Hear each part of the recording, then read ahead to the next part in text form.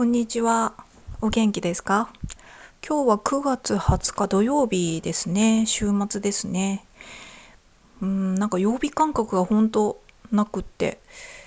ね、普通のねサラリーマンとかしてた時はこの1週間っていうのがねすごい体感であったんですけれども、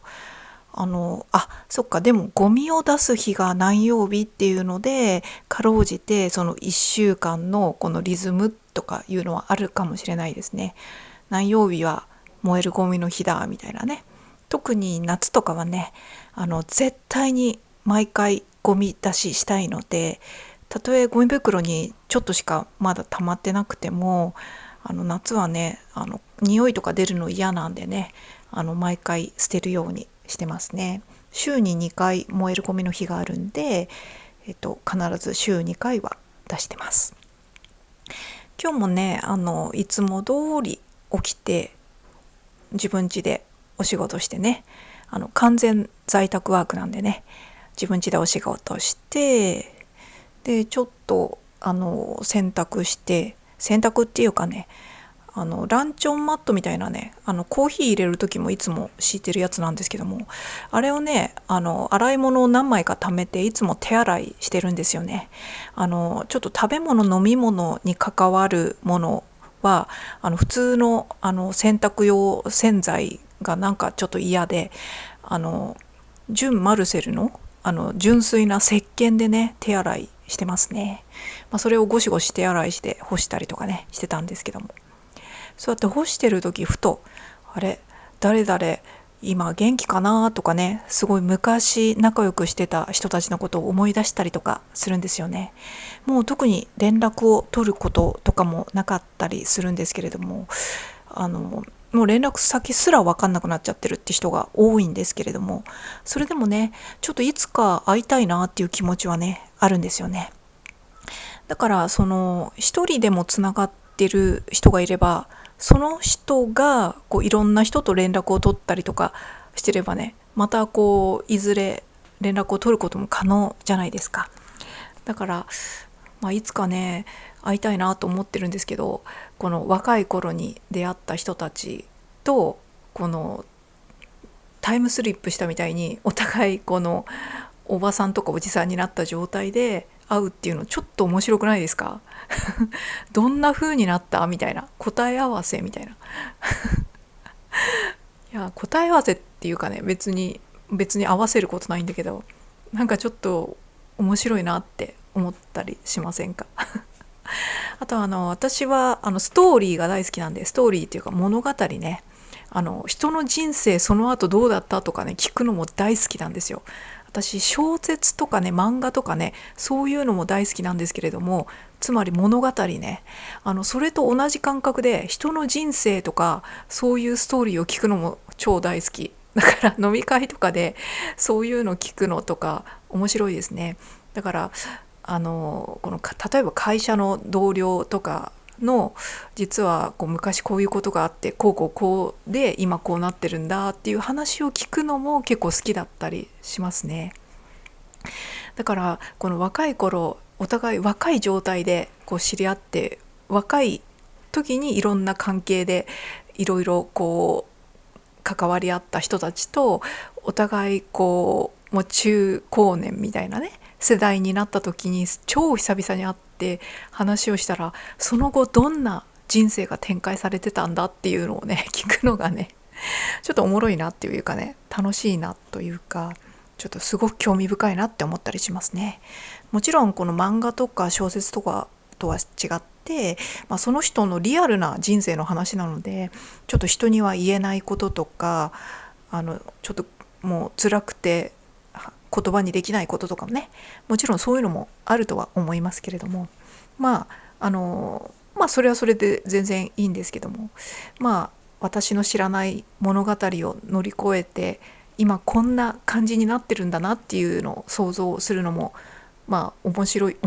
て言ったらねちょっとあれなんですけども、ちょっとそういうのいいなって思ったりしますね。だからね、私も今48歳なので、もう立派な中年世代になってきたので、そろそろ一回ぐらい昔の若い頃の人たちに会ってみたいなっていう気はしますね。ただ連絡が取れるかどうかは別としてね。ただね、もうほんと30年前とかね、そういう時代と比べて今は SNS の時代なので、なんか意外と探そうと思えば探せるっていうのはね、あるでしょうね。うん、だからそういうのがね、どこかしらなんかいつかつながるかもって思うと楽しいなって思ったりとかはしますよね。まあつながんなかったらつながんなかったで、全然いいっちゃいいんですけれどもね。なので普通にね、ふと日常生活の洗濯物干してたりとかね、そういう時にふと昔の誰々のことをピンと思い出したりとかしてね、いや、どんな風なおっさんになってるだろうとかね、どんな風なおばはんになってるだろうとかね、そういうのをイメージしながら元気でいるといいなって思ったりとかしますね。でやっぱりね、そういう思い出す人はなんていうか、自分と仲良くしてくれた人たちだったりとかするので、思い出したらやっぱり今どこで何してどうやってんのか知らんけど、今少しでもね元気でいてくれというかね、その元気玉を送っておきたいっていう気がしますね。元気玉っていうか祈りを送っておきたいと。どこでどんな風に生きてるのか知らないけど、その人が今日ハッピーに過ごせてますようにとかね、そういう風にはついつい思ってしまいますよね。そんなことを思ったっていう、今日特に何もしてない今日なんですけどそうそう、今日は何もしてないけど、昨日久々にね、カフェに行きました。外食しました。外食っていうか、コーヒーとスイーツなんで、お茶ですね。2ヶ月ぶりぐらいかな。先月と先々月結局暑くて行かなかったんですよね。多分前回行ったの6月だったと思うので、そうそう、だからね、今月9月はね、1回は外食するっていう目標が達成できてよかったなって思いますね。久々にそこでコーヒーを飲んで、ちょっとスイーツを食べて、いつもそういうケーキとかタルトとか、そういうスイーツとコーヒーのセットをねいつも頼むんですけれども、前回6月かな、頼んだ時よりも50円高くなってましたね。このコーヒーがね500円だったところが550円になってて、だからセット、セットっていうかね、別に2つセットにすると安くなるってわけじゃないのかもしれないけど、セットっていう形で売ってるんですけれども、それがね6月はね1150円だったのが、昨日行った時は1200円で50円アップしてましたね。どこもね今いろいろ材料費とかも絶対上がってるはずなんで、私もね食べながらね、別にちょっと値上がりしてくれてても全然いいよなって思ったりしながら食べてたんですよ。でお会計して、後でねちょっと6月の時の家計簿みたいなね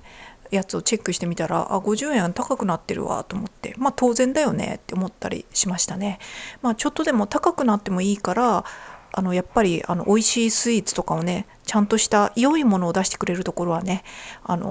経営どうにかならないで続けてほしいなっていう気持ちはありますね。あとね、多分なんですけども、コーヒーが残念ながらおそらくコーヒー豆のグレードをね落としたんだろうなっていうのがちょっと分かりましただからコーヒーはね500円から550円っていう風に値上がりになったけれども、コーヒー豆はさらにグレードもちょっと落としちゃったのかなっていう気がします。入れる方法で味が落ちてるのか、それとも元々のこの材料の豆の状態で味が落ちてるのか、そう考えはしたんですけど、味の感じだとおそらくコーヒー豆の質をちょっとグレードを下げたんだろうなっていう気はしますね。スイーツの金額を落とすよりもね、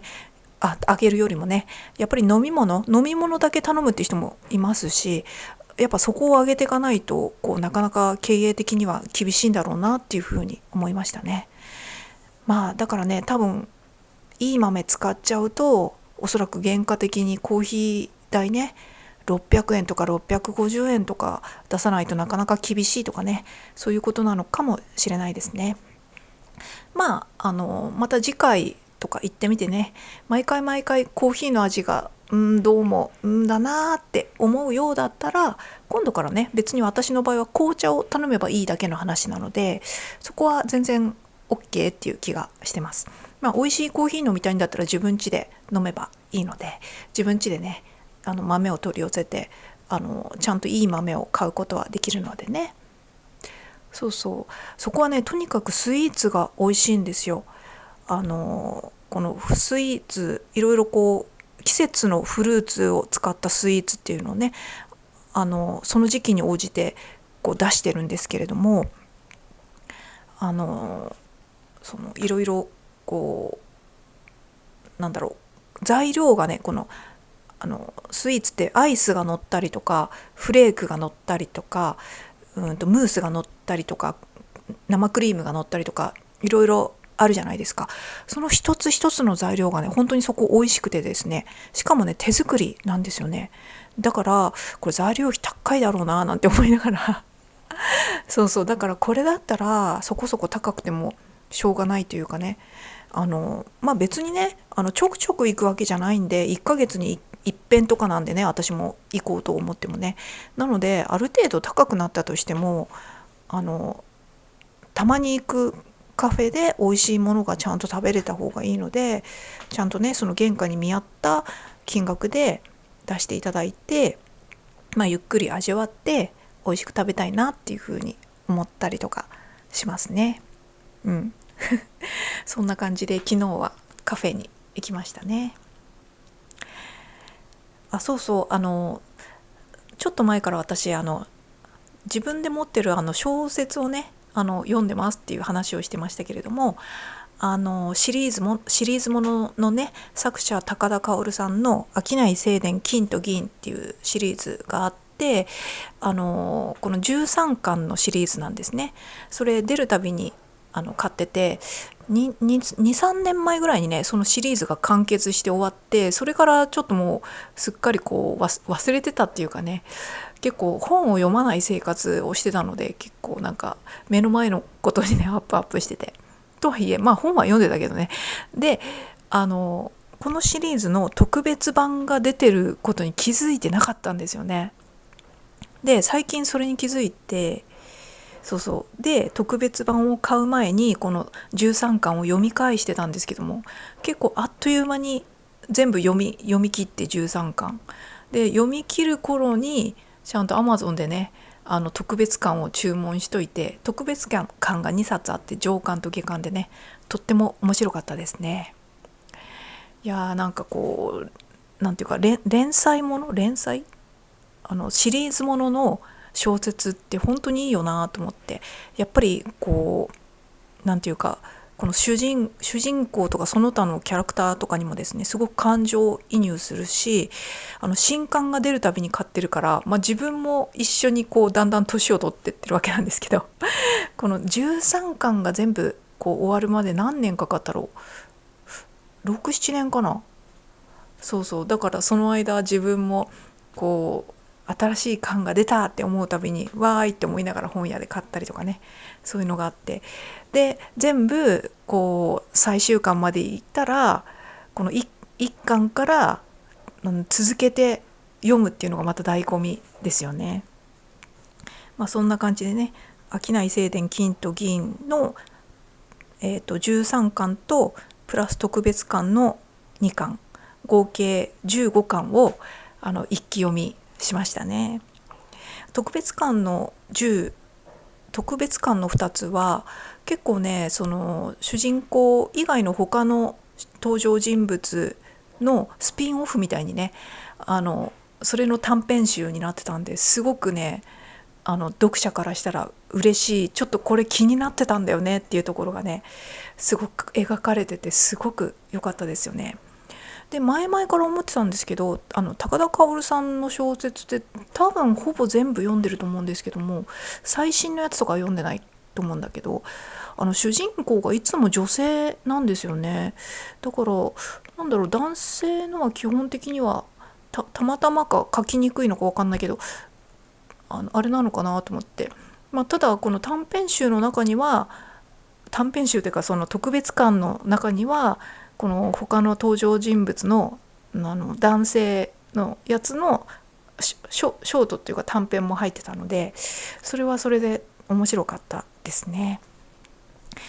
そんな感じでその小説が読み終わって、やっぱ本はいいなって思いましたね。活字はいいなって思いましたね。ちょっとこの流れで高田薫さんのその1個前のシリーズの「身を尽くし料理長」とかも一気読みもう一回しちゃおうかなっていう気が起きたりとかしたんですけど、でもちょっとね、ここ最近小説読みすぎてて、少しもうちょっとお仕事頑張んなきゃっていう気がしてたんで、いや仕事の時間は減らしてないんですけれども、と思うんだけども、いや減らしてないはずでもちょっと本読みすぎちゃったかなと思うんで、そうね、でも本やっぱいいなって思いましたねなんかすいません、着地点がないんですけど、またちょっと新しい本読みたいなって思いました。そうだ本といえば私は基本的には本は買わないようにしてるんですよ。買わないようにしてるって言いながら今持ってる本の話してましたけど、だからよっぽどこれはいいぞって思ったものしか本は買わないようにしてて、やっぱスペースという財産を失うのでね。なので藤沢周平さんの本だけは持ってるっていう感じで、この高田薫さんのもね、一度読み終わったらすぐ誰かにあげちゃったり売っちゃったりしようと思ってたんですけど、どうもなんか手放せなくて、結局十数年とか持っちゃってるみたいなね、そんな感じなんですけど、で漫画はね、今買ってるやつは、持ってるやつはキングダムと3月のライオン、この2冊は買うっていうことにしてて、その3月のライオンの最新刊がなんと今月に出るんですよね。いやもう本当にね、これ